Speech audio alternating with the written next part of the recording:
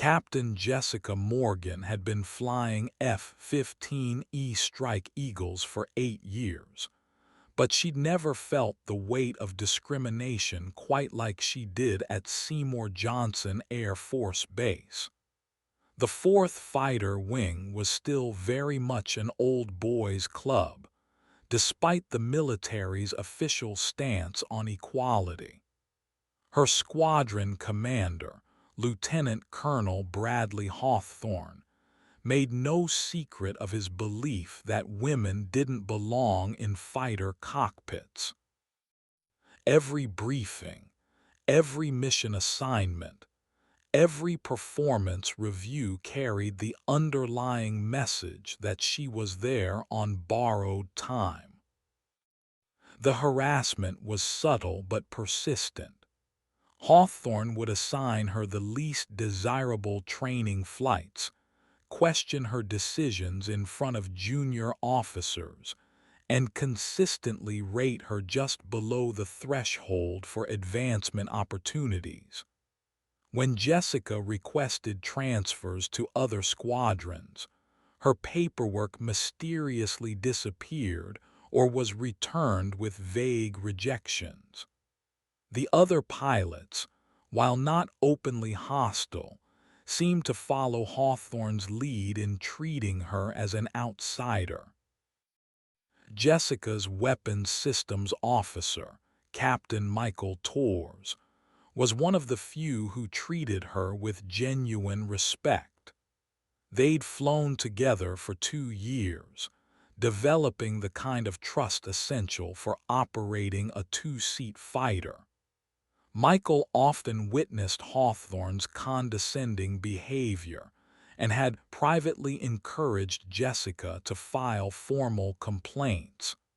But Jessica knew that whistleblowing in a tight-knit squadron could end her career more effectively than any discrimination. The turning point came during a routine night training exercise in late October. Jessica and Michael were scheduled for a low-level navigation flight, practicing terrain following radar approaches in simulated combat conditions. The weather was marginal, with scattered storms moving through eastern North Carolina, but well within acceptable limits for experienced crews. Hawthorne had personally briefed the mission, emphasizing that this was a critical evaluation flight that would factor heavily into upcoming performance reviews. As they launched into the darkness, Jessica couldn't shake the feeling that Hawthorne was setting her up for failure. The mission profile was more complex than usual, with multiple waypoints through challenging terrain and strict timing requirements. The weather was deteriorating faster than forecast, and she'd noticed some irregularities in their aircraft's navigation systems during pre-flight checks. When she'd mentioned these concerns to Hawthorne, he dismissed them as typical female overthinking and ordered her to proceed as planned. 20 minutes into the flight, as they approached their first navigation waypoint at 500 feet above the North Carolina mountains, disaster struck. A massive power grid failure plunged the entire eastern seaboard into darkness. Emergency frequencies crackled with reports of the blackout, and air traffic control centers began scrambling to manage aircraft suddenly flying blind over a landscape that had vanished into absolute darkness. Commercial airports switched to emergency power, but many smaller airfields went completely dark. For fighter pilots trained to operate in hostile environments, Flying without ground references was challenging but manageable. However, the blackout had created an unprecedented situation. Every landmark, every city light, every visual reference point had disappeared. Navigation aids were functioning, but the psychological impact of flying over what appeared to be an endless void was disorienting even for experienced crews. "Base, this is Viper 2-1," Jessica called over the radio, using their mission call sign. "We're showing the blackout extends beyond our operating area. Request immediate vectors to nearest available recovery field." The response was chaos. Multiple aircraft were requesting emergency assistance, and controllers were overwhelmed trying to coordinate recoveries to the few airfields still operational. Jessica maintained her composure as reports flooded the emergency frequencies. Aircraft across the eastern United States were declaring emergencies, fuel states becoming critical, and available landing sites dwindling by the minute. The scope of the blackout was unprecedented, affecting everything from major metropolitan areas to small rural communities. Air traffic controllers, working by emergency lighting and backup power, struggled to coordinate what was becoming the largest aviation emergency in American history. "Viper 2-1, stand by for vectors," came the stressed voice of the controller. "We're showing Seymour Johnson is on emergency power only. Approach lights and runway lighting intermittent. Alternative fields are Pope Army Airfield and Cherry Point, both reporting similar conditions." Jessica felt her stomach tighten. Landing a high-performance fighter on a darkened runway was dangerous enough under normal circumstances. With intermittent lighting and emergency power systems, it bordered on impossible. Michael, monitoring the tactical situation from the rear cockpit, provided a running commentary on their fuel state and navigation position. "Jess, we've got about 40 minutes of fuel remaining. Weather's still building to the west, and I'm picking up some concerning chatter about runway conditions at our alternate fields." His voice remained calm, but Jessica could hear the underlying tension. They both understood that their options were rapidly disappearing. Lieutenant Colonel Hawthorne's voice suddenly cut through the radio traffic. "All Viper flights, this is Viper lead. I'm taking personal control of recovery operations. Viper 2-1, you are directed to hold at Point Alpha until further notice. I have priority recovery for more experienced crews." Jessica felt anger surge through her, but she maintained professional composure. Even in an emergency situation, Hawthorne was playing favorites, relegating her to the back of the line despite her aircraft's fuel state and the deteriorating weather conditions. "Viper lead, 2-1 is showing 35 minutes fuel remaining," Jessica responded. "Request immediate approach clearance or vectors to alternate field." The silence that followed was telling.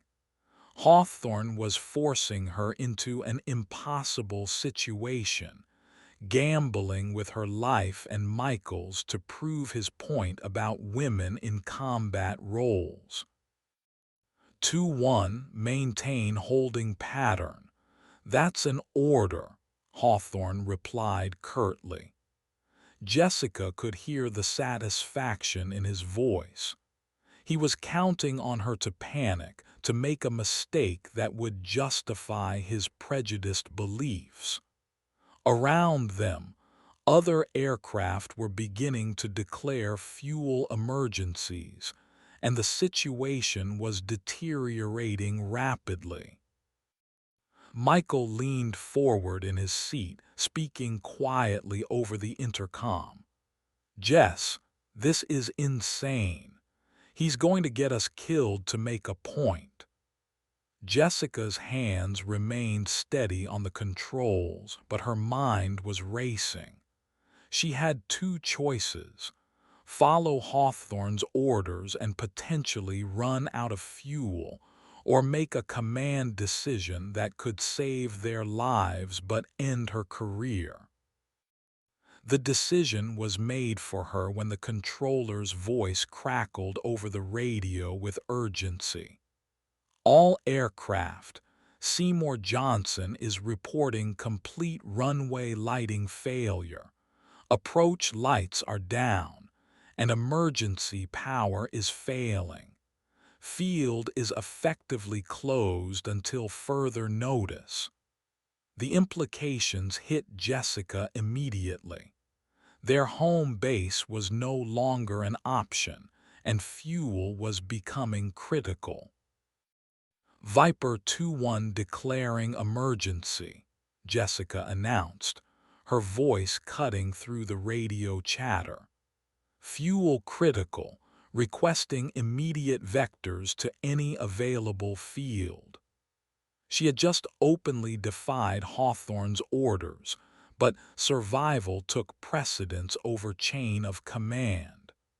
The controller, recognizing the gravity of her situation, immediately began providing vectors toward a small civilian airport that still had partial lighting.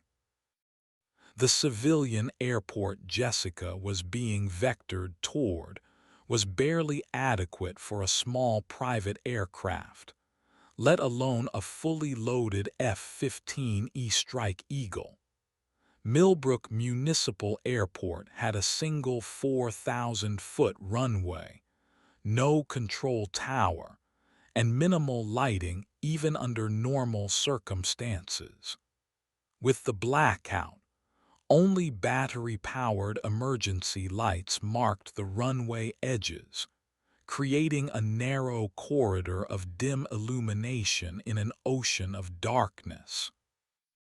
"Viper 2-1, be advised Millbrook is reporting runway length 4,000 feet, no precision approach equipment and minimal lighting," the controller warned. "Emergency vehicles are responding, but their capabilities are limited." Jessica felt her pulse quicken.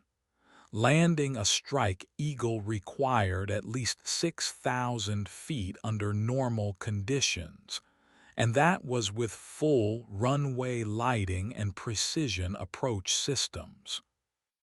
Michael was running calculations in the back seat, his voice tense but professional. "Jess, the numbers don't work. Even with minimum fuel and perfect conditions, we need at least 5,500 feet. This runway is going to be tight." Jessica understood the physics involved, but she also understood that they were running out of alternatives. Other aircraft were reporting similar fuel states, and the available airfields were filling up quickly. Lieutenant Colonel Hawthorne's voice erupted over the radio, livid with rage. "Viper 2-1, you are ordered to return to holding pattern immediately. I did not authorize your emergency declaration." His anger was palpable, but Jessica recognized it for what it was: a desperate attempt to maintain control over a situation that was spiraling beyond his authority. Negative, Viper lead, Jessica responded firmly. I have command responsibility for this aircraft and crew. Fuel state is critical, and I'm proceeding to the nearest available field. It was a career-ending statement, but Jessica had reached the point where survival trumped military protocol. She was gambling everything on her ability to execute an impossible landing. The approach to Millbrook required threading the needle between two significant weather systems while descending through clouds with minimal navigational aids. Jessica hand-flew the approach, relying on her instruments and years of training to maintain precise control. The turbulence was severe, shaking the aircraft and making instrument readings difficult to maintain. Michael called out altitudes and airspeeds, providing crucial backup as they descended through the darkness. Runway in sight, Jessica announced as the dim emergency lights appeared through the clouds. The sight was sobering.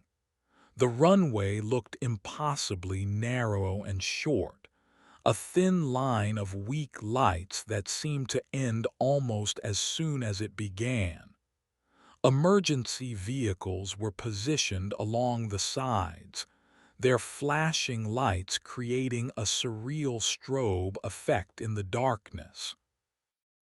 Gear down, full flaps, Jessica called out, configuring the aircraft for landing. The Strike Eagle was designed for high-speed operations, not precision landings on short civilian runways. Every control input had to be perfect, every calculation precise. One mistake would result in an overrun, potentially killing both crew members and destroying millions of dollars of military equipment. As they crossed the runway threshold, Jessica could see airport personnel and emergency responders watching from safe distances. The media was already arriving, drawn by reports of military aircraft making emergency landings during the blackout. What they didn't know was that they were about to witness an extraordinary demonstration of pilot skill under impossible circumstances. 50 feet, airspeed on target, Michael called out, providing crucial altitude and speed references as Jessica focused on the runway ahead. The landing was going to be the most challenging of her career, requiring split-second timing and absolute precision to succeed. Jessica felt the main landing gear touch down with surprising gentleness, but she knew the real challenge was just beginning. The Strike Eagle's momentum carried them down the short runway at dangerous speed, and she immediately applied maximum braking and deployed the drag chute. The aircraft shuddered and groaned as every braking system strained against physics and momentum. Brake pressure good, chute deployed, Michael called out, monitoring the aircraft systems as they rapidly consumed the remaining runway.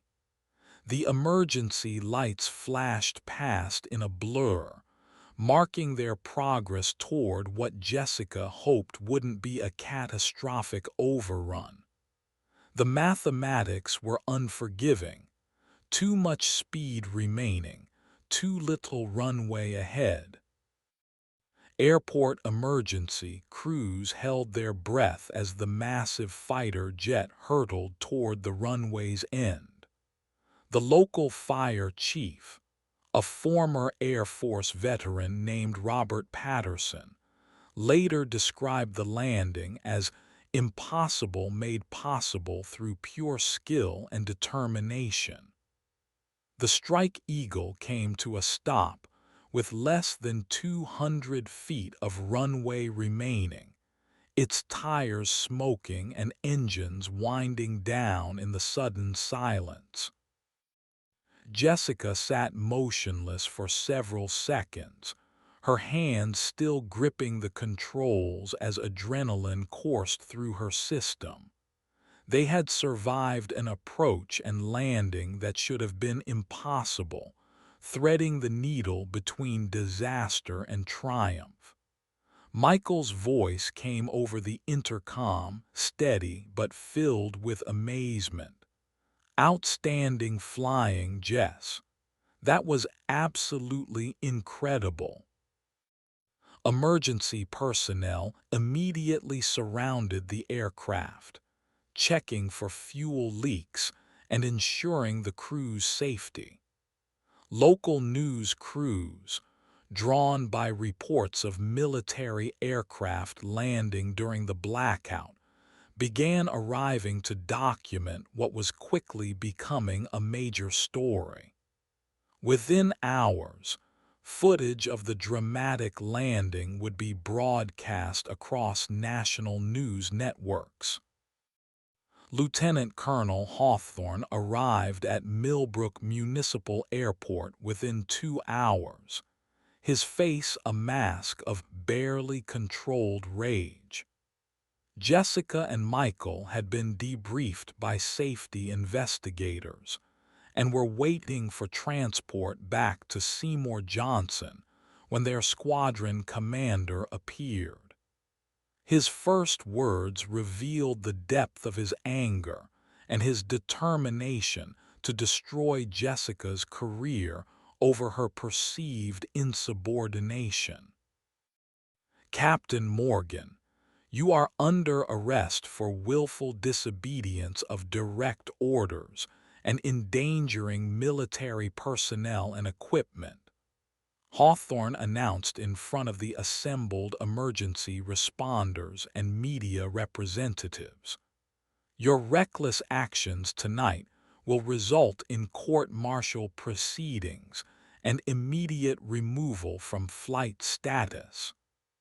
The assembled crowd murmured in disbelief, unable to understand how a successful emergency landing could result in criminal charges. Robert Patterson, the airport fire chief, stepped forward with obvious confusion. "Excuse me, Colonel, but this pilot just executed one of the most remarkable emergency landings I've ever witnessed. She saved not only her own life and her partner's, but prevented the loss of a multi-million-dollar aircraft." His words carried the weight of professional experience and genuine admiration for Jessica's flying skills. Hawthorne turned on Patterson with visible hostility. "This is a military matter that doesn't concern civilian personnel. Captain Morgan disobeyed direct orders during a critical situation, endangering herself and others through reckless decision-making." His explanation sounded hollow even to his own ears, particularly in light of the successful outcome.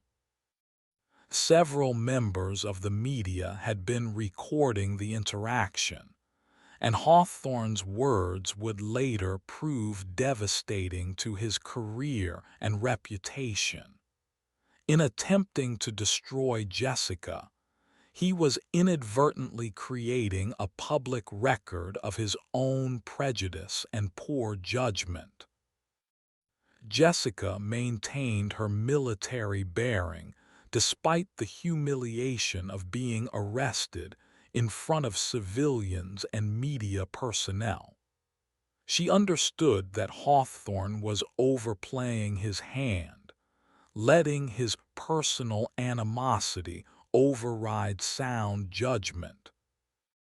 The arrest footage went viral within 24 hours, sparking national outrage and intense media scrutiny of military leadership practices.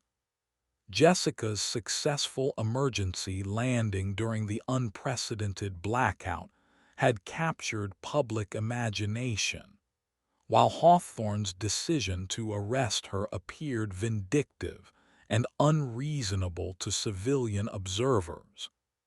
Military aviation experts interviewed by news networks universally praised Jessica's flying skills and criticized Hawthorne's judgment. Congressman David Reynolds, whose district included Seymour Johnson Air Force Base, called for immediate congressional hearings into the incident. Reynolds, a former Navy pilot himself, recognized that Hawthorne's actions represented a broader pattern of discrimination that undermined military readiness and effectiveness. His public statements defending Jessica added political pressure to the growing controversy. Captain Morgan exemplifies the professionalism and skill we expect from our military aviators, Reynolds declared at a press conference. Her successful landing during extremely dangerous conditions potentially saved lives and preserved valuable military equipment. The decision to arrest her raises serious questions about leadership priorities and judgment within the Air Force chain of command.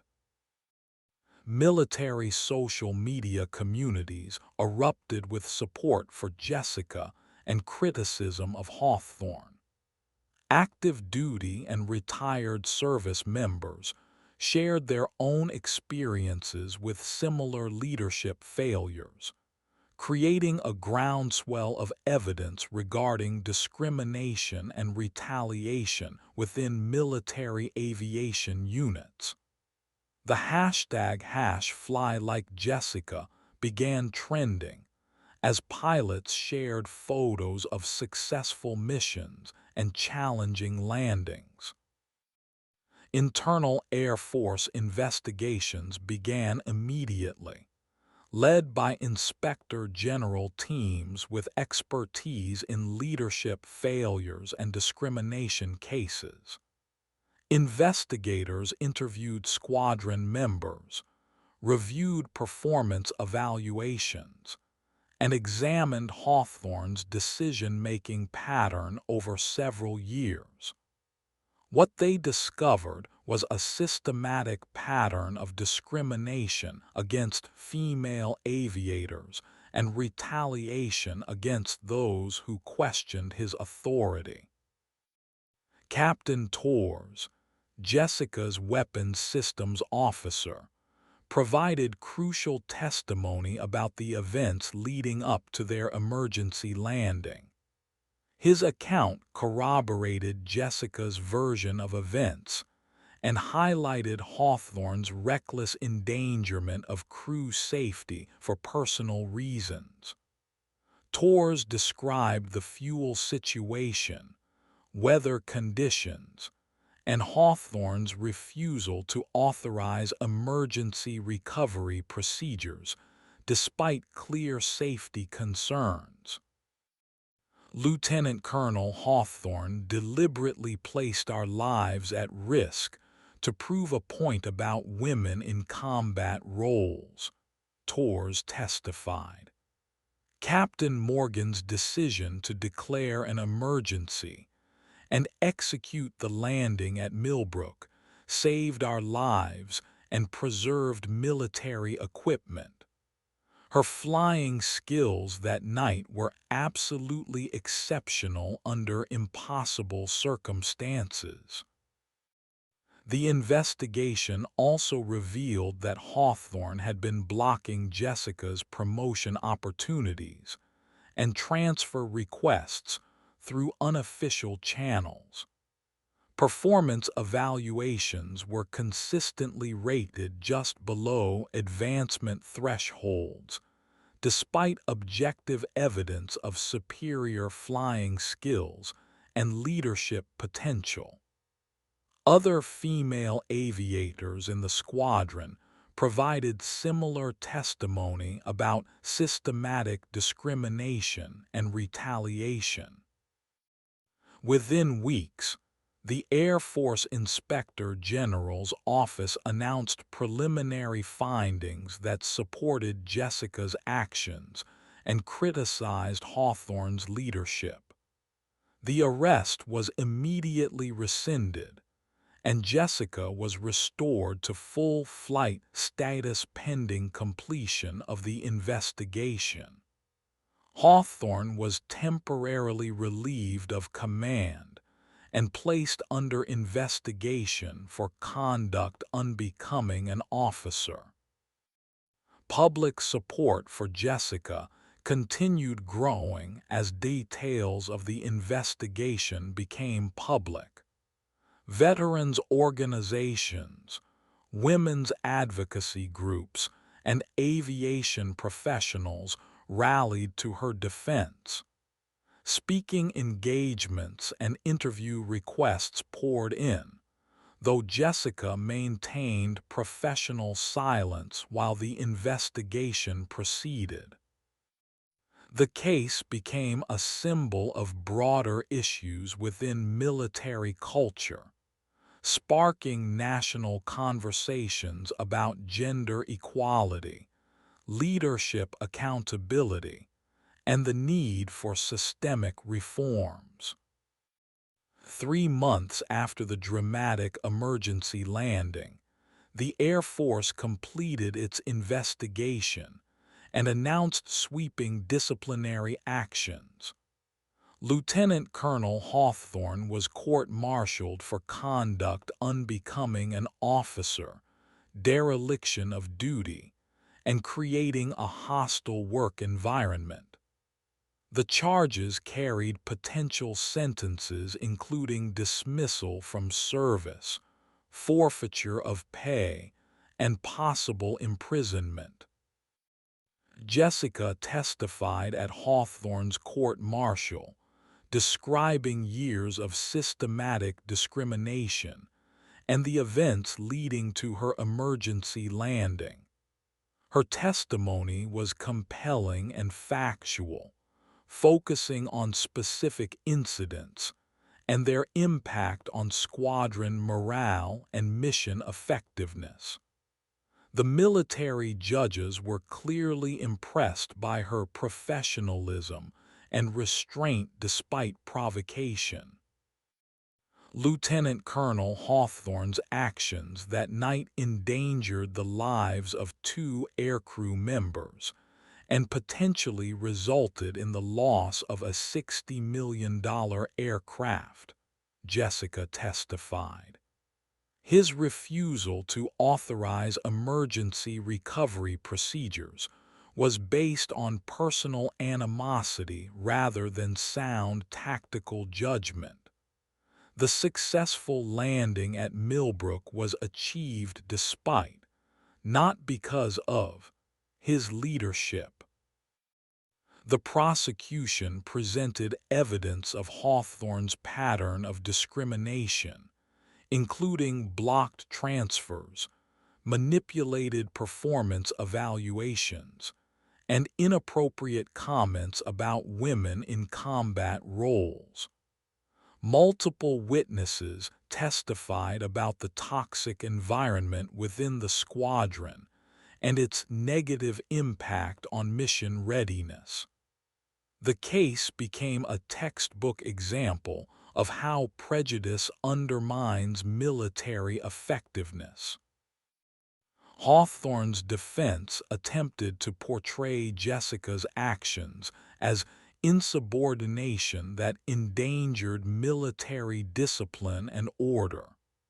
However, their arguments collapsed under scrutiny when aviation experts testified about the appropriateness of her emergency declaration and the exceptional skill required for the successful landing. The defense strategy only highlighted Hawthorne's poor judgment and inflexibility. The court-martial board deliberated for less than 6 hours before returning guilty verdicts on all charges. Hawthorne was sentenced to dismissal from service, forfeiture of all pay and allowances, and 6 months imprisonment. The sentence sent a clear message throughout the Air Force about the consequences of discrimination and leadership failures. Jessica was promoted to major and received the Distinguished Flying Cross for her exceptional airmanship during the emergency landing. The citation specifically noted her extraordinary skill, courage, and judgment under extremely hazardous conditions that resulted in the preservation of life and government property. The ceremony was attended by senior Air Force leadership and received national media coverage. More importantly, Jessica was selected for assignment to the prestigious Air Force Test Pilot School, a career opportunity that had previously been denied through Hawthorne's interference. The assignment represented not only personal vindication, but also opened doors to advanced flying positions and potential future command opportunities. The squadron underwent complete leadership reorganization, with new commanders specifically selected for their commitment to equality and professional development. The toxic culture that had festered under Hawthorne's leadership was systematically dismantled and replaced with emphasis on merit-based advancement and mutual respect among all squadron members. Jessica's successful fight against discrimination inspired other service members to report similar situations. The Air Force implemented new policies for investigating discrimination complaints and protecting whistleblowers from retaliation. Anonymous reporting systems were enhanced, and investigation timelines were shortened to prevent prolonged harassment of complainants. Speaking at the Air Force Academy graduation ceremony 2 years later, Jessica addressed the incoming class of officers about leadership, integrity, and the importance of standing up for what's right even when it's difficult. Standing at the podium before 800 newly commissioned Air Force officers, Jessica reflected on the journey that had brought her to this moment. The auditorium was packed with families, distinguished guests, and senior military leadership, all gathered to hear from the pilot whose courage during a blackout had become legendary within military aviation circles. Leadership isn't about the rank on your collar or the position you hold, Jessica began, her voice carrying clearly through the auditorium. True leadership is about making the right decisions under pressure, protecting those under your command, and having the moral courage to stand up for what's right, even when it costs you everything.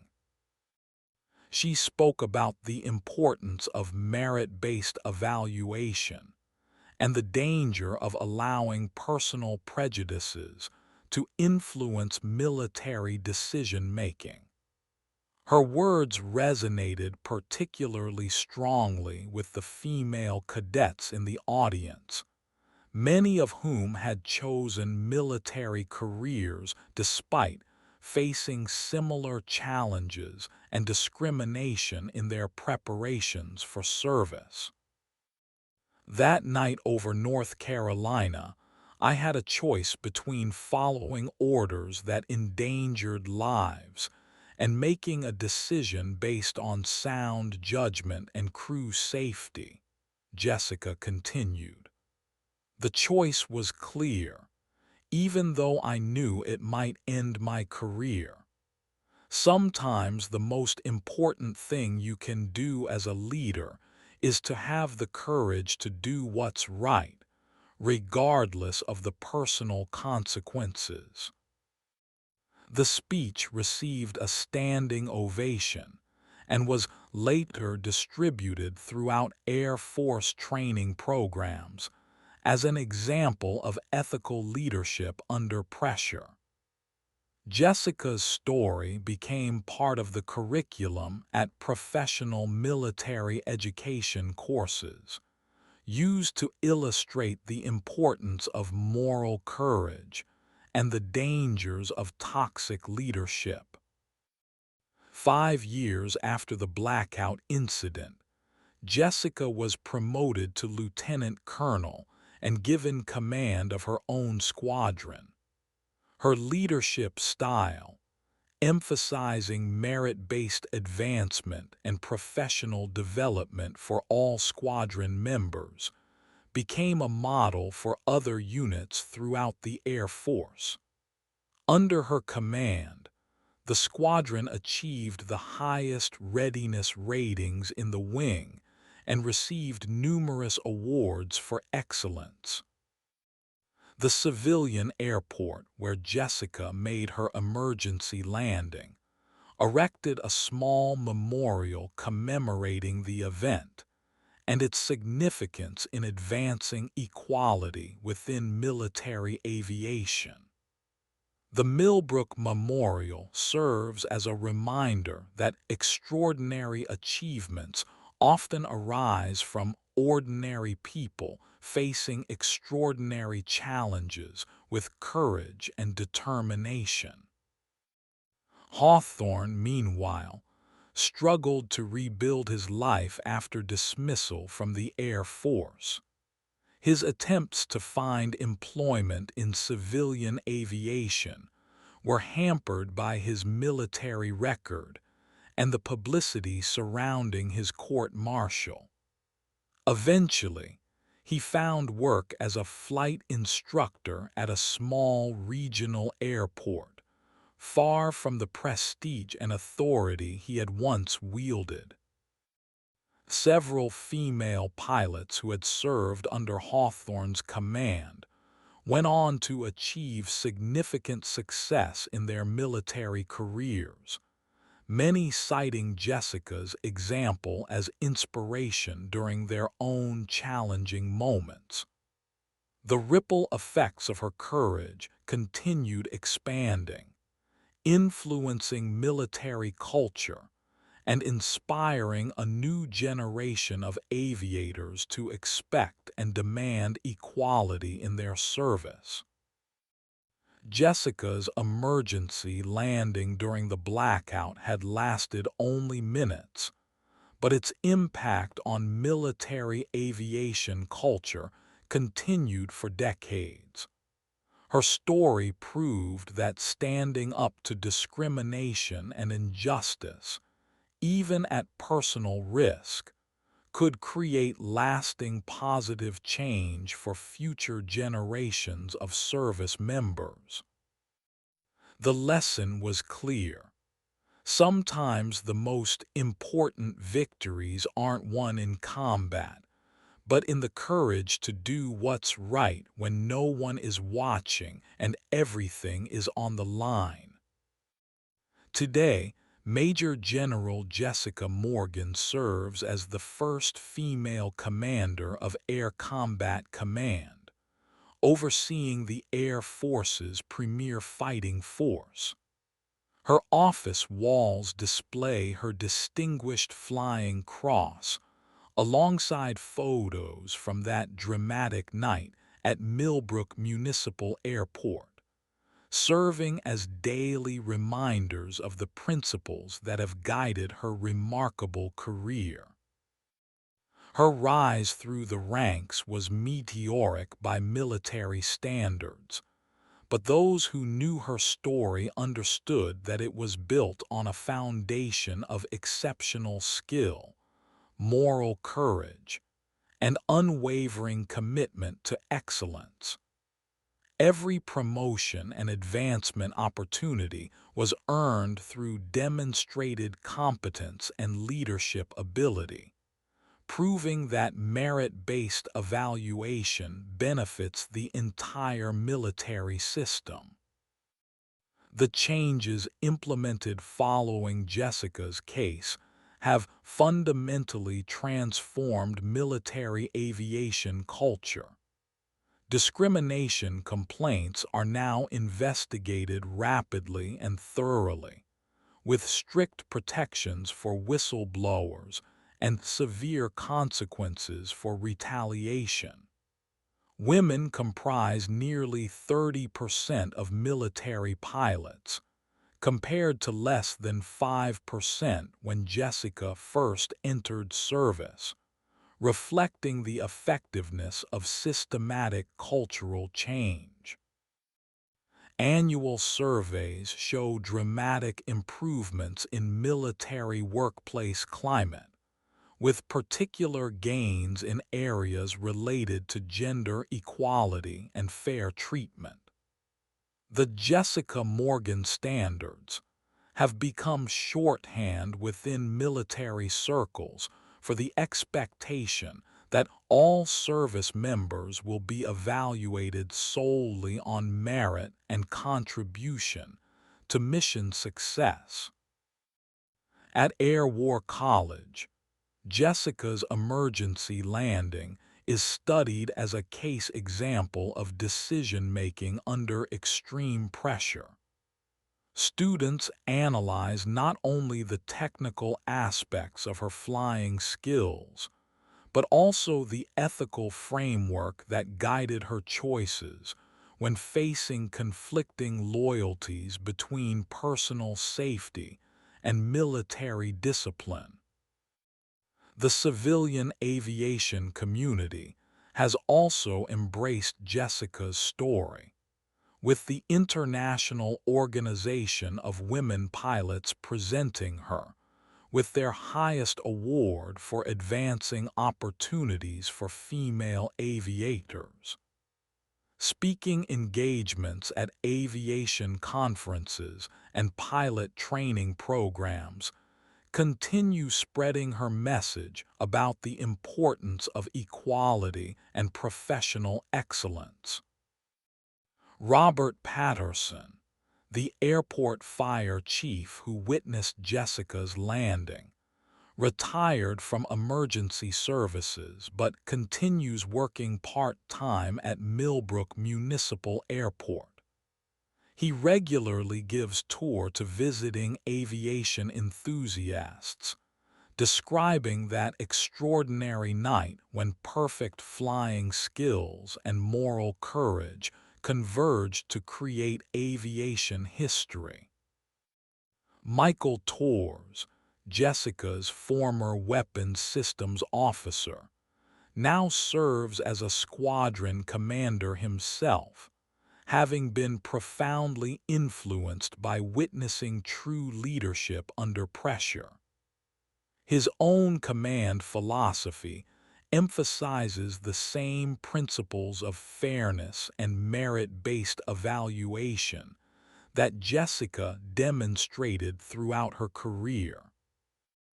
The blackout that created the emergency situation was eventually traced to a cascading power grid failure, but its unintended consequence was exposing and ultimately eliminating systematic discrimination within military aviation.